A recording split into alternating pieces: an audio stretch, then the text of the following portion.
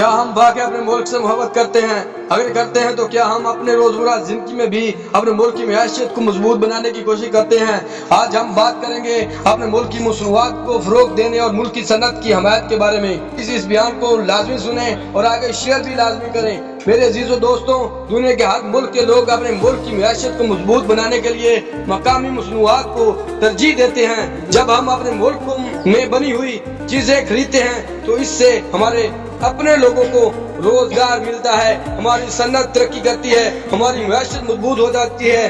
آج ہم دیکھتے ہیں کہ دنیا میں بہت سے بین الاقوامی برانڈ موجود ہیں، جیسے کہ نائک وغیرہ، جو مختلف ممالک میں فروخت ہوتی ہیں، لیکن اس کے ساتھ ہمیں یہ بھی دیکھنا چاہیے کہ ہمارے اپنے ملک میں بھی بہت سی اچھی کمپنیاں اور برانڈز موجود ہیں جنہیں ہماری حمایت کی ضرورت ہے۔ اسلام بھی ہمیں اعتدال، انصاف اور مثبت سے رویہ سکھاتا ہے۔ رسول اللہ صلی اللہ علیہ وسلم نے ہمیں یہ تعلیم دی ہے کہ ہم ایک دوسرے کی مدد کریں اور معاشرے میں بھلائی پھیلائیں۔ اگر ہم اپنے ملک کی مصنوعات خریدیں گے تو ہمارے نوجوان کو روزگار ملے گا، مقامی صنعت مضبوط ہوگی اور ہمارے ملک کی معاشی طور پر مستحکم ہوگا، جو صرف ایک خریداری نہیں بلکہ اپنے ملک کی مستقبل میں سرمایہ کاری ہے۔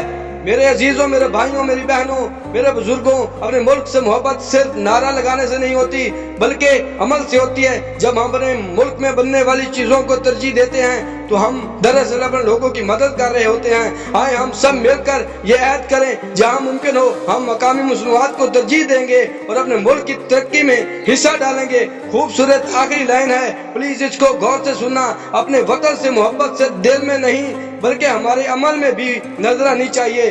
اگر آپ کو یہ ویڈیو اچھی لگے تو پلیز ایک ایسا کومنٹ لازمی سینڈ کریں کہ جو ہمارے مخالف ہیں، جیسے اسرائیل، یہ ہمارے مخالف ہیں، پلیز ان کا برانڈ مت خریدیں۔